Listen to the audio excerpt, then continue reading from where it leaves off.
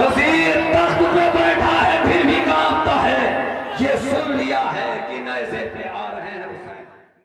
ایک ایسی شخصیت جس کے بارے میں کیا کہوں، اگر پھول کی تعریف نہ کی جائے تب بھی پھول پھول رہتا ہے، سورج کی تعریف نہ کی جائے تب بھی سورج سورج رہتا ہے، چاند کی تعریف نہ کی جائے تب بھی چاند چاند رہتا ہے، چاند کی کوئی پوری دنیا میں تعریف نہ کرے تب بھی اس کی چاندنی بکھرتی ہے، پھول کی پوری دنیا میں کوئی تعریف نہ کرے تب بھی اس کی خوشبو بکھرتی ہے، سورج کی کوئی تعریف نہ کرے تب بھی اس کی روشنی پوری دنیا میں پوری دنیا کو منور کرتی ہے۔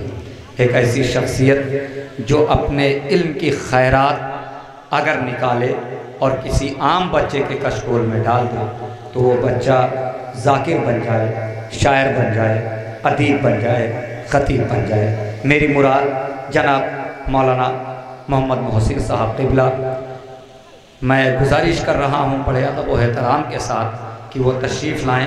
آپ حضرات سے گزارش ہے نعرہ صلوات سے استقبال کریں۔ الحمدللہ رب العالمین، الصلاۃ والسلام علی خاتم الانبیاء والمرسلین واہل بیتہ الطیبین الطاہرین المعصومین، لا سیما علی بقیۃ اللہ الاعظم فی الارضین، اما بعد فقد قال رسول رب العالمین، من مات ولم يعرف امام زمانہ مات میتۃ الجاہلیہ۔ سرور کائنات، مفخر موجودات، رحمت عالمیہ، صفوت آدمیہ، تتمہ دور زمان کی مشہور اور متفق علیہ حدیث ہے جو فریقین کی کتابوں میں پائی جاتی ہے، من ماتا، جو بھی مر جائے، ولم یعرف امام زمانہ، اور اس نے نہیں پہچانا اپنے زمانے کے امام کو، تو یقیناً جاہلیت کی موت مرتا ہے۔ جاہلیت کی موت سے بچنے کا طریقہ ہے امام وقت کی معرفت۔ پیغمبر نے یہ نہیں کہا کہ اپنے زمانے کے امام کو مانے بغیر جو مر جائے وہ جہالت کی موت مرے گا، کہ نہیں، اپنے زمانے کے امام کو پہچانے بغیر۔ عزیزو، ماننا اور ہے، پہچاننا اور ہے۔ جب انسان مانے گا تو نعرے لگا کر کے خوش ہو جائے گا، جھوم کر کے نام لے گا، خوش ہو جائے گا، تعریف کر کے خوش ہو جائے گا۔ لیکن جب پہچانے گا تو ان کی باتوں کو، ان کے احکام کو اپنی سیرت کے اندر اتارے گا۔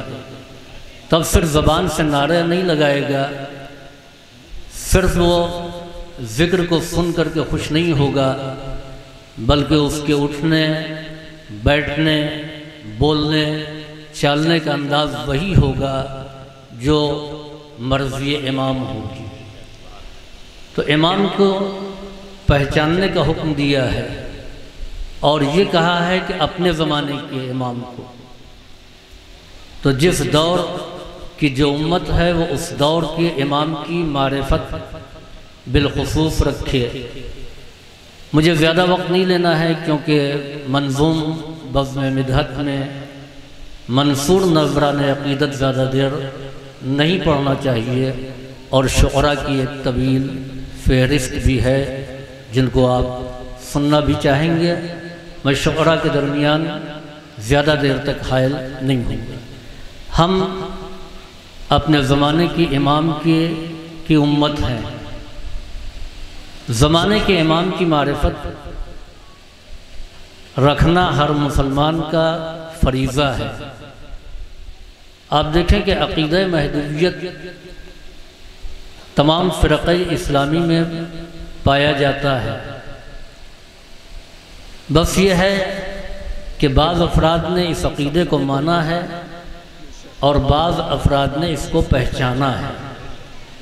چھاچھٹ کتابیں اہل سنت کی وہ ہیں کہ جس میں امام زمان کے متعلق ہے کہ وہ پیدا ہو چکے ہیں۔ مسلسل پیغمبر کی حدیث متواترہ ہے جس کی وجہ سے ہر مسلمان کے لیے آخری امام پر عقیدہ رکھنا لازم اور واجب ہے۔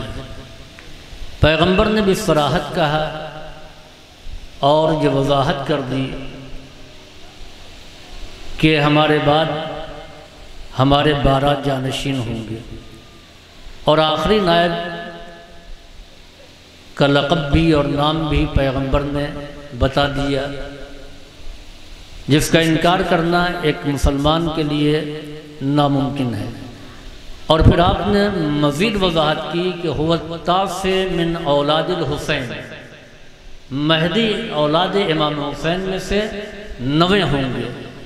تو یہ بات تو بالکل واضح ہو گئی کہ امام حسین کی اولاد میں سے ہوں گے، مگر وہ چوتھے نہیں ہوں گے، وہ 5ویں نہیں ہوں گے، وہ 6ٹھے نہیں ہوں گے، بلکہ وہ 9 ہوں گے امام حسین کی اولاد میں۔ جب ہم سلسلہ دیکھتے ہیں تو امام حسن عسکری علیہ السلام تک یہ سلسلہ جو ہے سن 260 ہجری تک ہے۔ جو لوگ یہ کہتے ہیں کہ امام پیدا ہوں گے، پیدا نہیں ہوئے ہیں، وہ یہ بھی مانتے ہیں کہ پیغمبر نے فرمایا کہ امام حسین کی اولاد میں سے وہ 9 ہوں گے، تو سلسلہ امامت میں امام حسین کی اولاد میں 8ویں ہیں امام حسن عسکری۔ تو یا تو امام حسن عسکری علیہ السلام اس وقت تک زندہ رہیں جب تک کہ امام پیدا نہ ہو جائیں، تو یہ ماننا پڑے گا کہ امام حسن عسکری علیہ السلام زندہ ہے، جبکہ امام حسن عسکری علیہ السلام وفات پا چکے، مزار موجود ہے۔ جب وفات پا چکے ہیں تو پھر اس پر بھی یقین کرنا پڑے گا کہ امام پیدا ہو چکے ہیں۔ اس لیے کہ اگر یہ مان لیا جائے کہ امام حسن عسکری امام حسین کی اولاد میں سے 8ویں اولاد اس دنیا میں آئے اور چلے بھی گئے، اور 9واں نائب پیغمبر کا پیدا نہیں ہوا، تو پھر پیغمبر کی حدیث میں صداقت نہیں رہ گئی، اور جب پیغمبر کی بات سچی نہیں ہے تو اسلام بھی خطرے میں ہے۔ یا تو یہ مانا جائے کہ پیغمبر کی بات سچی نہیں ہے، اور یا یہ یقین کیا جائے کہ امام موجود ہیں، امام پیدا ہو چکے ہیں، اور جو اس بات پر یقین رکھتے ہیں کہ امام پیدا ہو چکے ہیں وہ امام سے رابطہ بھی رکھتے ہیں، وہ ان کا انتظار بھی کرتے ہیں، اور انتظار وہی کرتا ہے کہ جس کا اس سے کوئی نہ کوئی رابطہ ہو، جس کا وہ انتظار کر رہا ہو۔ ظاہر بات ہے کہ ٹرین کا انتظار مسافر کرے گا، گھر میں بیٹھا ہوا انسان نہیں کرے گا۔ بارش کا انتظار کسان کرے گا، دوسرا انسان بارش کا انتظار نہیں کرے گا۔ تو جس سے کوئی تعلق ہوتا ہے وہی انتظار کرتا ہے۔ ہمارا تعلق ہے، اور تعلق کے مزید استحکام کے لیے ضروری ہے کہ خط و کتابت بھی کی جائے، اور اسی خط و کتابت کے نام کا نام ہے عریضہ۔ ہم عریضہ لکھتے ہیں، یہ عریضہ رابطے کے استحکام کی دلیل ہے کہ ہم امام کو مانتے ہیں کہ موجود ہیں، پردہ غیب میں ہیں، اور اسی لیے ہم ان کو عریضے لکھتے ہیں۔ اعتراض یہ ہوتا ہے کہ آپ خط و کتابت کرتے ہیں، عریضے امام کو لکھتے ہیں، مگر کبھی جواب آتے ہوئے نہیں دیکھا۔ ادھر سے تو خط جا رہا ہے، خط کا کبھی جواب نہیں آیا، تو اس کا جواب یہ ہے کہ پوری امت مسلمہ پیغمبر اسلام کو سلام کرتی ہے، تو سلام کرتے سب نے دیکھا، جواب آتے ہوئے کسی نے نہیں سنا۔ کہا سنیے حضور جواب دیتے ہیں، یہ اور بات ہے کہ ہم نہیں سنتے، تو ہم بھی یہ کہتے ہیں کہ امام جواب دیتے ہیں، یہ اور بات ہے کہ آپ نہیں دیکھتے۔ یاد رکھیں کہ وہ پہلے محمد ہیں، جواب وہ بھی دیتے ہیں، یہ آخری محمد ہیں، جواب یہ بھی دیتے ہیں۔ اور جب عریضہ ہم ڈالتے ہیں بچے بڑے شوق سے ڈالتے ہیں، چاہے وہ خود عریضہ لکھیں یا نہ لکھیں، اماں نے لکھ دیا اور ابا نے لکھ دیا اور دادی نے لکھ دیا اور ڈالنے پہنچ گئے، تو نام کس کا لیتے ہیں؟ حسین ابن روح کا، حسین ابن روح۔ غیبت صغرا میں امام کے 4 نائبین تھے، تو باقی کسی اور نائب کا نام کیوں نہیں لیا جاتا ہے؟ عزیزوں، حالات حسین ابن روح میں بڑی دلچسپ اور لطیف بات ہی ملتی ہے کہ جب یہ نائب بنائے گئے امام کی طرف سے، تو ایک خاتون آئی خمس کی رقم لے کر کے، کہنے لگی کہ کون نائب ہے امام کا؟ تو لوگوں نے کہا یہی ہے۔ ان کے پاس آئی، کہا آپ امام کے نائب ہیں؟ فرمائیے کیا کام ہے؟ کہ میں اس وقت مانوں گی کہ جب آپ ثبوت فراہم کریں، ثبوت فراہم کریں گے تب ہم مانیں گے۔ یاد رکھیں کہ ہر عکس و ناقص کو نہیں مانا جا سکتا ہے، اسی لیے شرط اسلام نے پہچاننے کی لگائی ہے، ماننے کی نہیں۔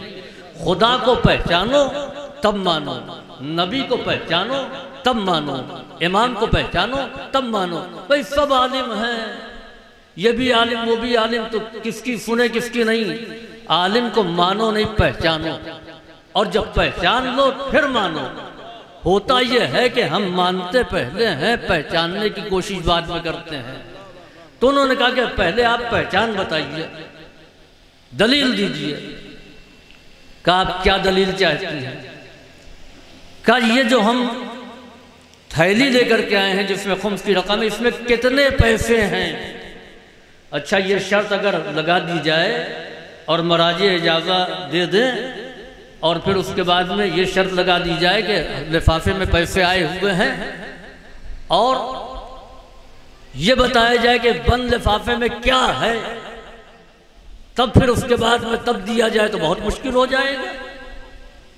چنانچہ انہوں نے خاتون نے کہا اس میں کتنی رقم ہے؟ تو حسین ابن روح جن کا پورا گھرانہ مناظرے میں بالکل ماہر تھا، انہوں نے کہا کہ اگر آپ کو یقین ہو تو دیجئے اور نہ یقین ہو تو نہ دیجئے۔ کہا اچھا اگر آپ نہیں ہیں تو پھر میں کس کو دوں یہ آپ بتائیے۔ تو انہوں نے کہا کہ آپ کہاں رہتے ہیں؟ کہا فلاں جگہ پر۔ کہا وہاں کوئی دریا ہے، کوئی تالاب ہے؟ کہا ہے۔ کہا اسی میں جا کے ڈال دیجئے۔ اچھا وہ بھی خاتون عجب تھی، وہ آئی اور آنے کے بعد میں اس رقم کو وہاں ڈال دیا۔ دوسرے دن پھر ان کے گھر میں پہنچ گئی۔ کہا حسین ابن روح تم نے کہا تھا کہ پانی کو جا کر کے دریا میں ڈال دو، رقم کو پانی میں ڈال دو، میں نے تمہارے کہنے کے مطابق اس رقم کو، اس تھیلی کو میں نے دریا میں ڈال دیا ہے۔ اب اگر امام تک نہ پہنچی تو تم ذمہ دار ہوگے، تم کو امام کو جواب دینا ہوگا۔ جب وہ اپنی بات مکمل کر چکی تو حسین ابن روح نے اپنی کنیز کو، اپنی خادمہ کو اشارہ کیا، وہ تھیلی لے کر کے آئی اور کہا یہی تھیلی تھی؟ اب اس نے جو غور سے دیکھا کہا ہاں یہی ہے۔ کہا تم نے دریا میں ڈالا تھا، میرے پاس پہنچی۔ عزیزوں یہی وجہ ہے کہ امام کے تمام نائبین میں ہم کسی اور نائب کا نام نہیں لیتے، حسین ابن روح کا نام لے کر کے دریا میں عریضے ڈال دیتے ہیں کہ جب ان کا نام لے کر کے ڈالیں گے تو یقیناً پہنچے گا عریضہ۔ تو حسین ابن روح کو اپنے کو منوانا تھا تو اسی وقت کیوں نہیں بتا دیا کہ اتنے 1000 روپے ہیں، اتنی رقم ہے؟ اس وقت نہیں بتایا، کہا جا کر کے دریا میں ڈال دو۔ اس وقت اگر بتاتے تو صرف ان کے علم کا اعلان ہوتا، ان کی طاقت کا اندازہ نہ ہوتا۔ اس لیے انہوں نے کہا کہ جاؤ جا کر کے دریا میں ڈال دو۔ تو عزیزوں ہمیں اپنے زمانے کے امام سے رابطہ رکھنا چاہیے۔ ہمارے زمانے کا امام ہمارے اعمال کو دیکھ رہا ہے، اور خاص طور سے وہ تمام محافل اور وہ مجالس جو اہل بیت کے نام پر منعقد کی جاتی ہے تو اس کی سنجیدگی بھی ویسی ہو جیسے اہل بیت چاہتے ہیں۔ اس کے منانے کا طریقہ بھی وہ ہو کہ جس میں ایک وقار ہو۔ ایسا نہ ہو کہ بہت سے سنجیدہ افراد جو ہیں اب محفلوں سے متنفر ہوتے جا رہے ہیں، شور غل یہ وہ، ایک سنجیدگی ہو اور ایک وقار ہو۔ اور بحمداللہ میں کافی دنوں سے اس محفل میں شرکت کر رہا ہوں، یہاں پر کم سے کم یہ سنجیدگی اور وقار جو ہے وہ باقی ہے، اور انشاءاللہ خدا کرے ایسے ہی باقی رہے۔ زیادہ وقت مجھے نہیں لینا ہے، اپنی گفتگو کو میں نے تمام کیا، اور آخر میں صرف یہی دعا ہے کہ پروردگار عالم ہم کو ہمارے امام کے ناصرین میں شمار فرما، اور ہماری حیات ہی میں ان کا ظہور ہو جائے، اور ہم رخ انور کو اپنی اسی نگاہوں سے دیکھیں۔